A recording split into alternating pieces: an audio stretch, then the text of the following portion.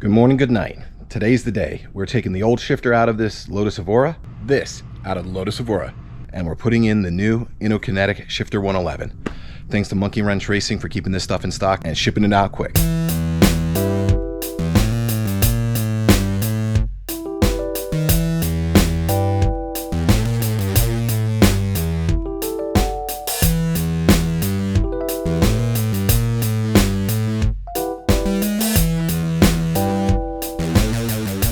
This video assumes that you already have all your interior out, and your interior should look like this. If you don't know how to do that, check out my other video on gutting the Lotus. But anyway, here we go. We're getting to the meat and potatoes, into the shifter mechanism.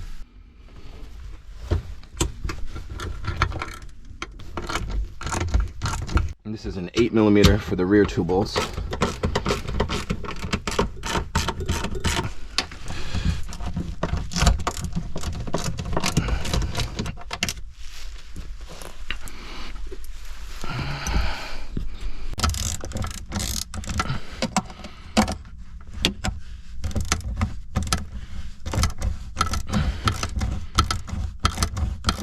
It's a 13.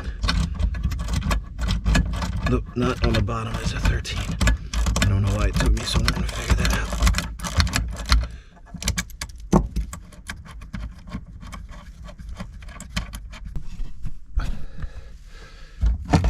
There we are. A little bit of that. Good. Bad. The bolt is a 10. There's a washer, and then the nut is a 13. Okay, so upon doing that, this is now loose in the front. This is now loose in the back. So 4 Phillips to take out the shifter block, which is the piece inside here.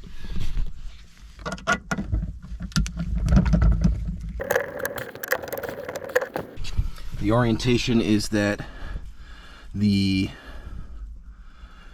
cables pass to the passenger side.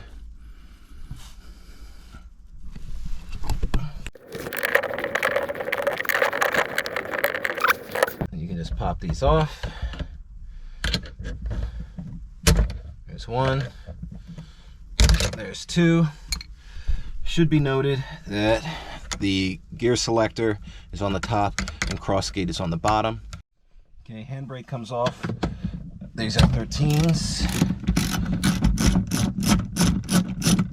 Let's crack them first. There's 2 elements.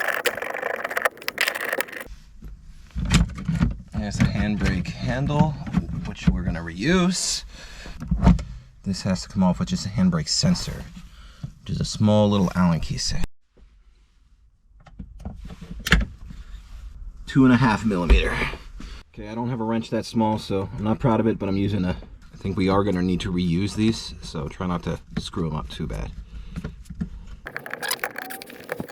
And this bolt has a little washer on it as well, so just be careful with that. There we go. And this sensor is fairly delicate, so we're going to be careful with that, but that'll just pull out the bottom. Some of these items are going to have to be reused, so do be careful with them, don't lose them. Gently guide this sensor out of here, because that is pretty delicate and I don't want to mess around with it.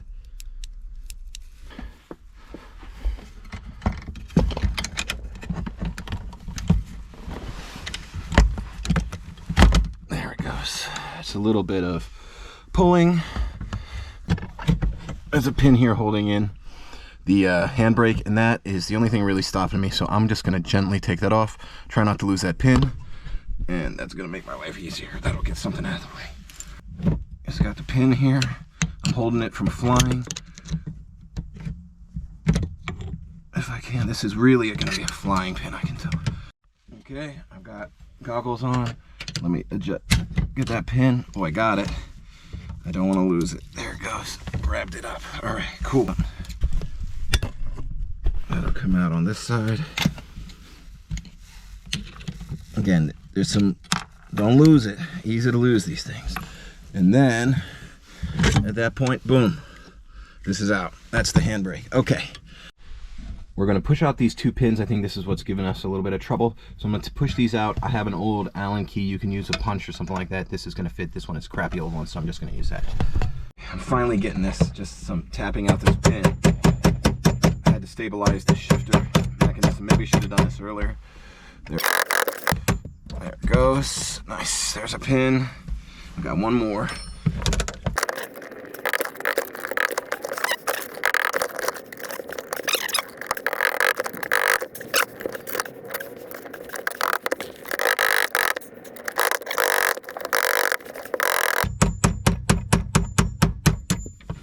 There we are. I'm just pulling this up, wiggling this off a little bit. Again, remember the orientation. There it goes. Come on, you son of a gun. Ow. All right, and off it comes. We'll need this. We'll need this later. It's just a guide block. All right. There we go. So now we're pretty much there. Let's see if we can pull this out. Something binding. There's something binding down here. Let me see if I can work on that a little bit. Okay, it's just binding on a nut that's down there. Get that off. It's a captive nut. Just binding on the cable. Get that off. Boom. Okay, we're so close. There's a spring clip in here. Let me see if I can pop it out. It's kind of at an awkward angle, but I may be able to get it. I think we're off. Okay.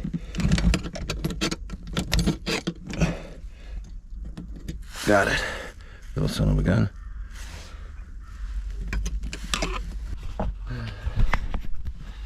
Okay, that comes out. Lovely. Oh yeah. Come on, baby. Come on. Oh, we're almost there. I don't know if it matters, but the this one came in through the bottom and this one came in through the rear. So I don't think it's gonna matter on the new one, but pay attention. We'll mark that anyway. Yeah, there we go. Oh. All right, guys. Not too bad. Took another hour to get this out, and here it is. That's the stock shifter mechanism, and in pretty good shape. You know, it is what it is. All right, a lot of little nonsense in here. Hammer to tap things. This I used on the small 2.5 millimeter nuts. You might find a better solution than that if you got small wrenches or little sockets. A 13 millimeter for the handbrake. Phillips screwdriver. I used prying with a slot screwdriver. Tapped out some things on that. Interesting to me that the crossgate cable is looking certainly the worst of the two. Definitely some cracks in it. Definitely, you know, seen maybe better days. This to me doesn't exactly mean that it's broken, but it's certainly not a good sign. The shifter cable, which by the way, gear shift, was the smoother of the two, is still intact. Man, so it's really hard to see. I'll try to get it on video for you. So this and this are P clips. Let me see if I can get it in there for you. Basically clips holding on to the crossgate cable. 10 millimeter socket on this side, and I'm gonna try to get a ratchet in there. A lot of finagling. I think it's an 8 millimeter in there. Oh, there's no room to work. Oh, it's working though. As long as I got that on there, I can start loosening it here. Yeah, it's working. That's working. It's loosening up. Okay, nut off. 8 millimeter on the socket, and then I'm gonna lose this, aren't I? Oh Lord, what a pain in the butt. There we are. I got a brain. There we are. Here's that little son of a gun right here. P-clip. He's on there. He's tight. Boom. And off it comes. Let's see if it'll loosen off. Okay. All right. That's the way to do it then. Just loosen it off, and then once I got this off, see if I can slide it up without losing the bolt. Okay. New strategy. Push it through. And now that's the hard part is to retrieve it. What the hell is it? Oh, there it is. All right. So the nut fell out, which I got. but the P-clip is still missing in action. I got the P-clip back a little bit. It's sort of mobile. I was able to sort of grab it with this Allen key.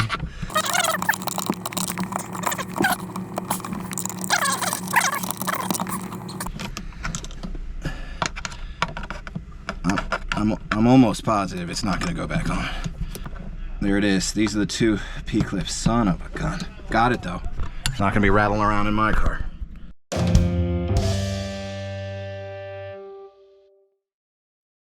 So under the car, taking off the under trays.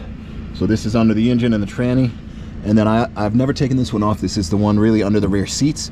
And there's not much there. In fact, it's super clean and nice. Except this is where the cables route, and they have this nice foam that helps it not vibrate, just kind of holds it in place. Be careful, this one is your emergency brake, hand brake.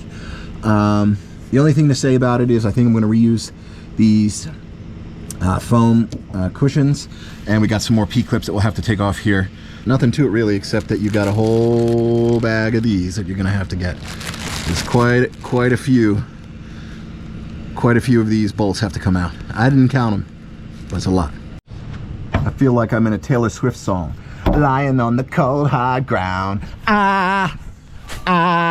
Trouble, trouble, trouble. Just gotta get these P-clips off.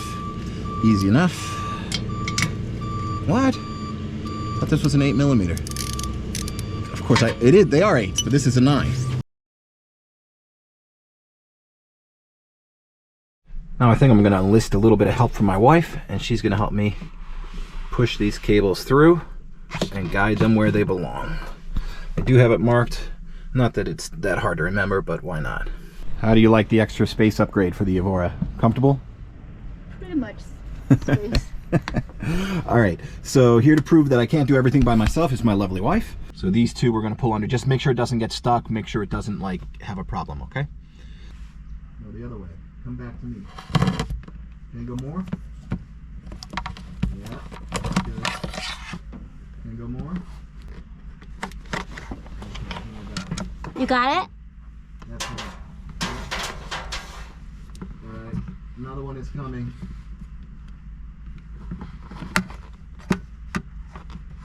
Okay. Okay, so easy enough. Just pull it down here, and then what you'll see is, so push it through and it kind of gets hung up on a foam seal. Just gentle pulling, thread it through. And that's all she wrote. Easy. That's how those come out. And I'll just kind of reorient these. So that's sort of a bit of water and environment proofing sound. This one stays. This is for the handbrake.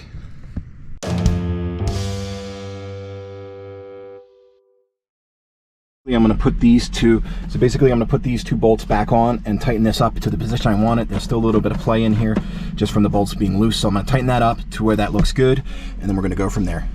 So I decided that there's too much slop here. I haven't even tightened these down yet, but I don't like that there's so much slop. I'm going to kind of test fit this up. This is the right hand side, so that's going to go into here. I just want to make sure that I'm sort of happy with the way everything vaguely fits together.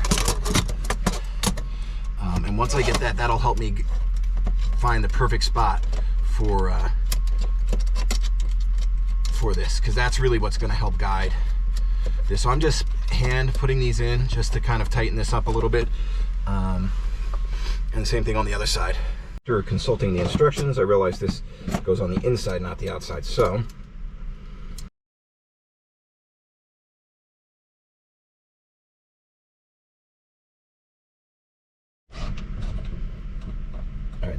this makes life very easy. I think this is important.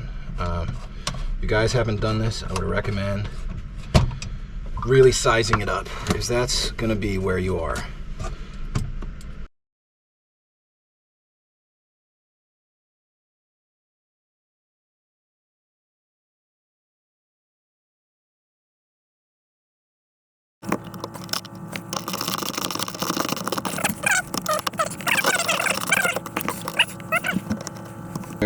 Bring that in line, and this one can move it along with it, so that feels about right. So I'm glad I did this, because I think I was going to set it up wrong. All right, so we're going to go 3 different spots: the slot, the one across from the slot, and then the third one is in the middle back here.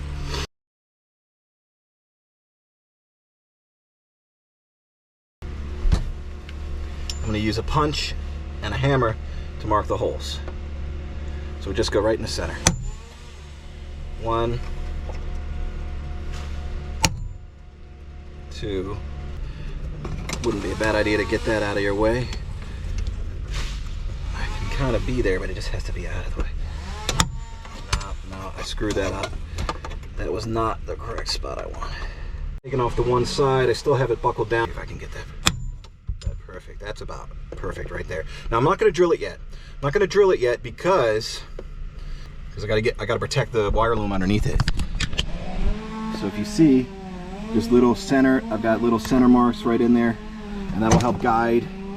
That'll help guide the drill when it goes. And I want to be very careful because this wire loom goes all the way underneath, so I have to be very careful about that. The tool that may help you is just a magnetic grip, because all these nuts are steel, and if you lose something down in here, there's a lot of little spots you can't access. So good for picking up washers or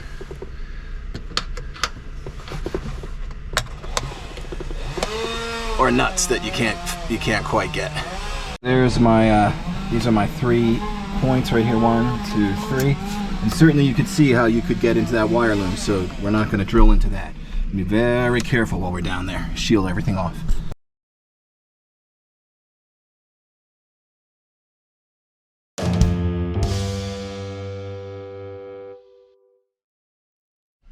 Alright guys, moment of truth.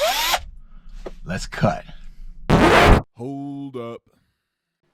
So basically the long and short of this is I didn't want my first cuts to be in my Lotus car. So I found some scrap metal. This happens to be an old TV mount, and I decided to just cut some holes in it, figure out what size, because guys, Inokinetic, I love you guys, but you don't even tell me what drill bit size to use here. Give me a break. It says set the riv nuts. Well, all right. Look, I understand if you set riv nuts all day long, maybe you have this stuff internalized, but for me, this is all new, so I've never done it before. This is the drill that I figured out was best, 35/64. That's what I found out to be the best. And the other thing is I didn't want to set my first riv nut in the car. So here I am drilling out on some steel. I messed around with different hole sizes. I went too big. Too small is pretty obvious because the riv nut won't even fit in there. But too big actually wasn't too bad. It did go in and it did lock down. It was a little sloppy when it locked down. But anyway, long story short is if you're not familiar with riv nut setting and you're not familiar with using like a stepped drill bit, then you should practice. And ideally, I will tell you this, practice on aluminum, which would be the same metal as the car. In my case, I'm practicing on steel because that's what I had. Aluminum cut faster and easier, and that's something to be aware of. So I measure about 13 1/3 on the outer millimeters on the outer diameter of the riv nut, and then I measure the holes here, and I was getting anywhere from about 13.5 to a little bit higher based off of this 13 1/3 diameter step drill. So this works out to about a 35/64 in standard. And I will say the riv nut is pretty forgiving. These 2 riv nuts that I set, one had a significantly larger hole than the other, and it fit pretty sloppy in there. Both hunkered down and tightened up pretty good. The riv nut just compresses around the back side and the front side and sort of traps it there. And I would say basically did a pretty good job of really taking up that extra area. Obviously, if you get your hole size perfect, it feels really solid. So that's what you should aim for. But I was happy to see that even if I did go a little too big, it wasn't too bad. All right, guys, moment of truth. Let's cut. For the record, we're using this stepped drill bit up to and including the third bump right here, which is the third step, 35/64. So that will be good. That's exactly the size of this mounting hardware, which is right here. This is the riv nut. So if we kind of lay it up right along it, it'll be just big enough without being too big.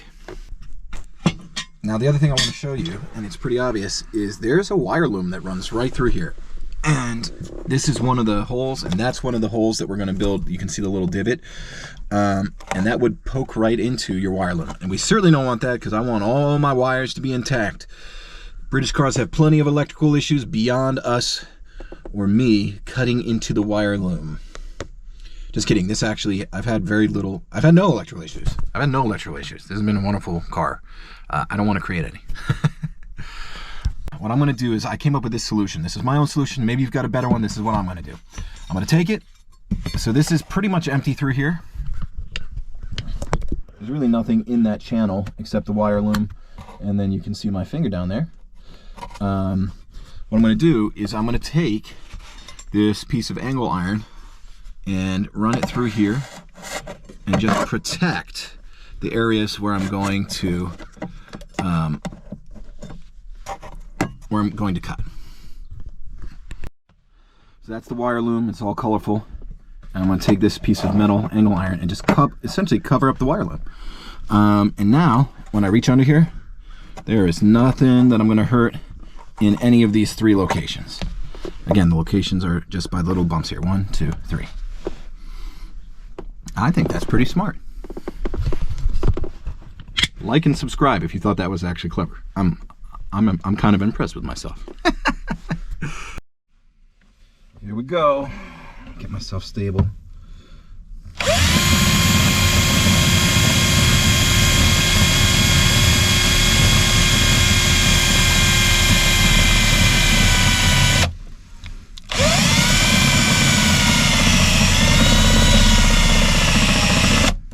Of course, my battery's dying. Let's go.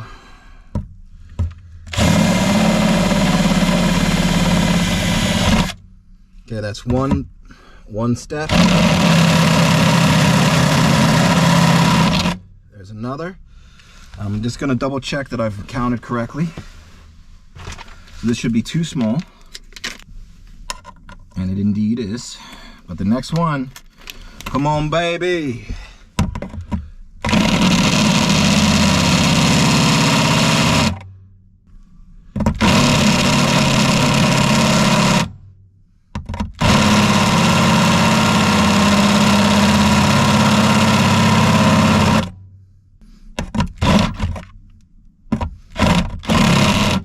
That's the ring right here. Fits right in.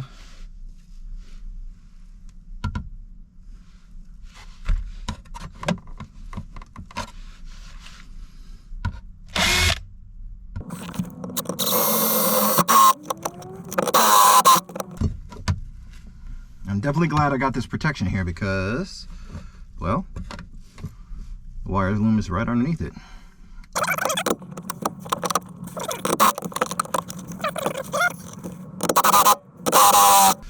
It's a cleaner hole. Guess what they say, practice makes perfect, eh? Oh, that's better. That's better. This one is kind of crappy. I got a little too deep on that. Damn it.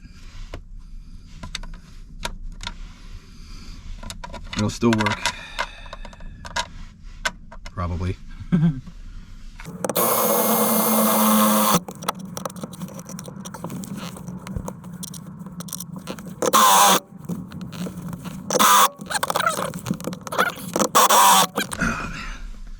that one, also very good. All right, let's be honest. This one got a little sloppy, went a little too deep. You got to be careful. I don't know what else to tell you. Obviously, you could use a finite size drill. Maybe that would be a better way to do it.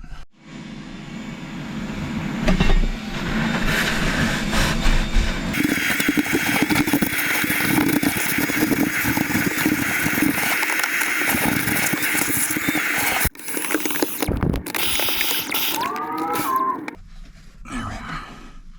Let's get some of this little junk out of here. It was starting to bother me while I saw this hole in the front was all bumped up, and I wondered why. And then I realized, well, the bottom of the stock shift mount is concave. Well, that's not helpful for anything. So that's created this type of thing, which we will have to adjust for. Because the bottom of the new one is totally flat. So there's nothing there to take up some of that bubble. So when I say we need to adjust it, what I really mean is need to hit it with a hammer. It's better already. This one a little bit. Not trying to go crazy. I'm not trying to get this totally bent out of shape. I am trying to get a flat plane that we can work with, so when we put this shift plate on, it actually works. Gah, went a little too deep on that one hole. I'm striving for perfection here. It is what it is. I'm not perfect. The good news is, in my testing, because I went out and tested some of those Harbor Freight riv nuts, going a little too big didn't seem to make a difference. The one that I tested there still hunkered down real tight.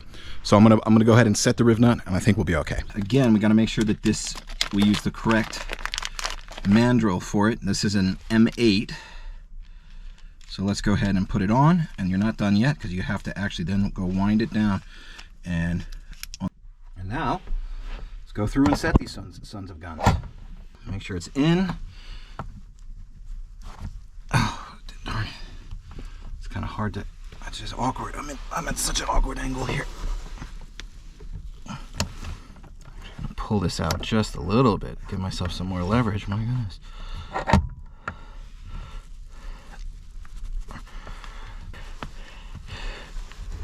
There it is. It's coming.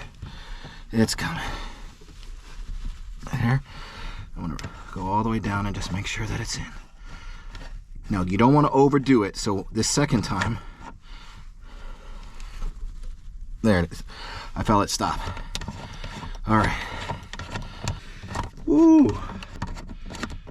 Had to put some muscle behind that. Now, the question is it in? Oh, baby. I think it's in. I think it's very in.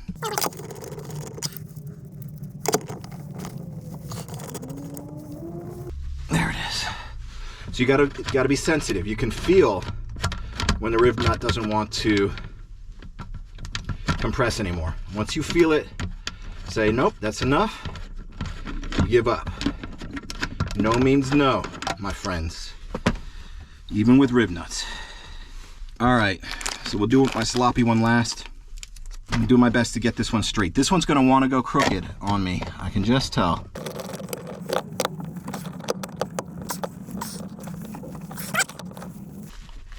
It's getting tight. It's actually going in nicely. Let me feel it. There it is. That's it right there. Let me see. See if I'm happy with my own work.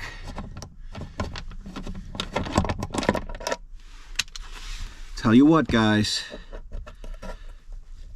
It's not bad. For that hammer trick, you might need to use it on these washers too. Or you could just go buy new washers.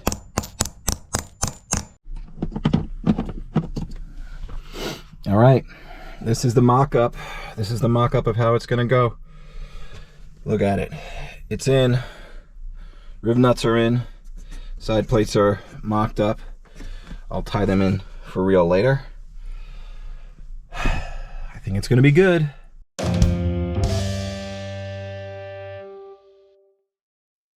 So I'm going to run through this section pretty fast. This is just what you would do to change the air filter, the engine air filter.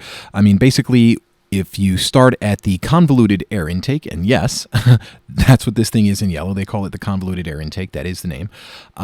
You can, take it off at the throttle body side, and then the other airbox side, and really just take that out and separate it. There's a couple of clips here. There's a throttle clip. There's a mass airflow sensor clip. Make sure you unclip those, and I just move this out of the way. I don't even need to take that all the way out. So there's a few more little hoses that you pull off. There's a red one, there's a black one, and ultimately get them out of the way. And then if you all the way around, you should be able to unclip this, which is the top of the airbox.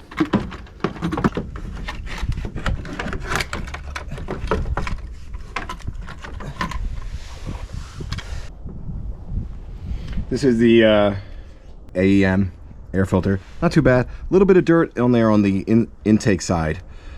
Just little like seeds and stuff, a little bit of leaves. I'll clean this out while I'm at it. By the way, I also got this from Monkey Wrench Racing, so if you do have the original airbox and you want to get a little bit more power or put in a better quality filter, I like this one a lot. This is the AEM. There's the numbers right there, 2820326. Rubber from Monkey Wrench Racing if you feel so inclined. Okay, so down in here, we've got 3 bolts. We'll take those out. And those are a 10 millimeter. This whole section comes out with it. So let's go ahead and do that. We'll have to unclip a couple of, you know, hoses, but that's all pretty obvious. And there's a little clip back here, which we're just gonna put on. There it is, underneath. Of course, everything's underneath. There it is, just a little clip underneath, no problem. The thing that, so I'm basically gonna pull out this entire assembly right now. It's kind of jamming up over here. This is sort of a bellows, and there's another piece of air ducting. So I'm gonna pull this out. This looks like this is pretty short, so that should just stay all connected. I'm actually gonna loose this one. I think this is an optional step. Someone will definitely say that we don't have to do this, and you're probably right. Those little challenges that you get on jobs sometimes, you know, I'm just trying to remove the airbox here. This isn't even really part of the install. I mean, I have to do it to get access to the install, but it's not really gaining me anything other than just space to work. And I'm struggling back here because basically, unbeknownst to me, there's a hidden zip tie that's underneath there, and basically sort of where I'm gesturing to, there's sort of a bellows, a U-shaped bellows that uses a 6 millimeter on the top, which you can pretty easily access, but then there's also a 6 millimeter on the bottom. You really can't access that. And so, you know, good luck accessing that. I finally was able to just wiggle the bellows off just by pulling it. And that took me like so much longer than it should have. But this is one of those weird parts of the project. Eventually here I just decided to take off this crossbar. This crossbar holds the engine cover panel. You know, the thing that makes the engine look pretty. Because let's be honest, it's kind of an ugly looking engine.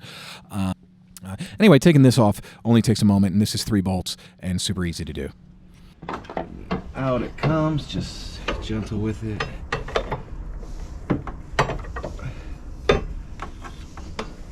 There we are.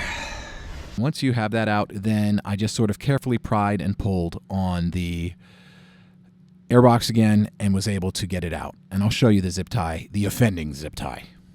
Just careful with everything, right?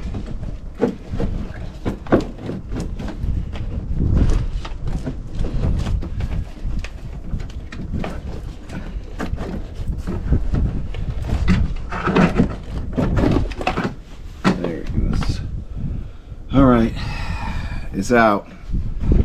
There you go. So this is what we got in here. And these were the 2 little son of a guns that were really giving me trouble. And it doesn't look like there's anything holding it in there. I'm gonna have to see what it is. I have to dig around in here. And for some reason beyond me, this is zip tied in there. So I'm just gonna snip that zip tie and pull this out because I have to get this back onto the airbox anyway. And I guess the real reason is just to avoid noise, vibration, and rattles, but my car's loud. I'm not going to hear any noise, vibration, or rattles. What the hell?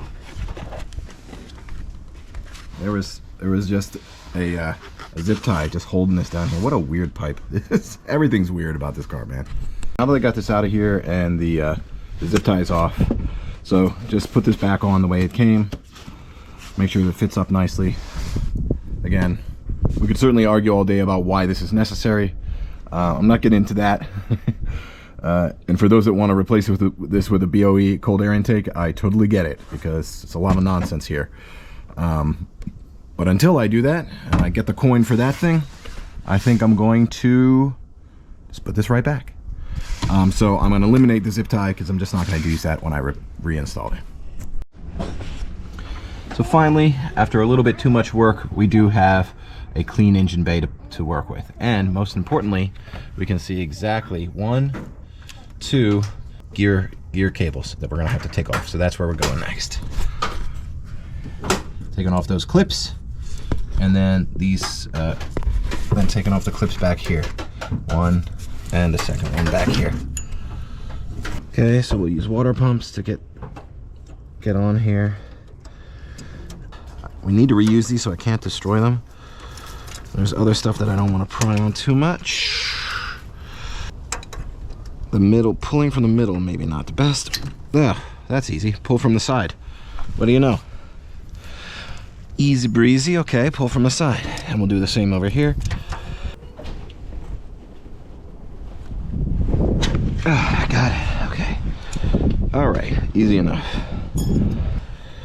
By the way, I don't know if you can see that, but both of those look kind of crappy, those cables. We'll inspect them when we pull them fully out. Okay, we got to get back onto the car, which means the car has to go back up. All of this was done with the car on the ground so I could actually get access. So up the car goes again. Now on the other hand, I bought these Daytona 3-ton jack stands with circular pads, and I'm pretty happy with them. Okay, set up your 2 jack stands, and what we're going to do is just lightly and slowly lower the car onto them. There we go. Car settles, and it's very happy.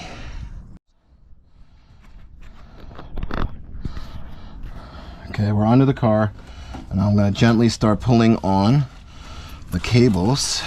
On today's installment of Making Easy Things Hard, I lose my socket and turn it into a Rube Goldberg machine.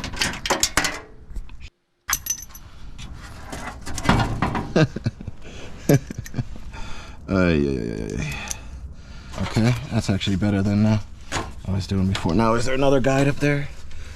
Okay, so I'm just going to start guiding these down and around. Both of these cables are kind of, I just don't want them getting hung up on stuff and causing problems that they don't need to cause.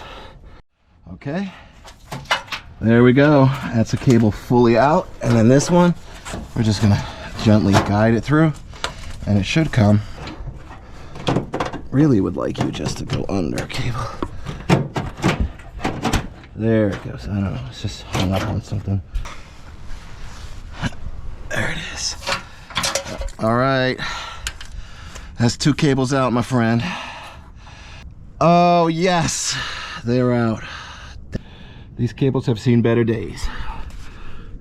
The shrouding has been broken in a couple of places, a little bit rusty because it's exposed, and that's on both of them.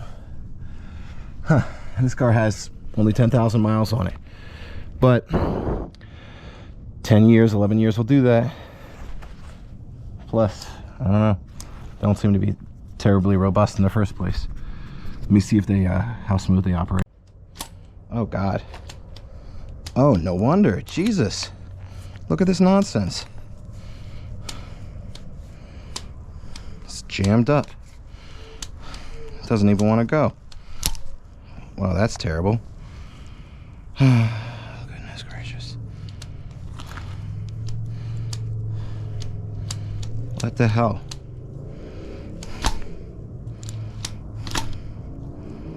It's all jammed up. It's freaking falling apart in my hands here. It's not a happy cable. It's like jammed up. There it goes. Now it's starting to work. It was like had some.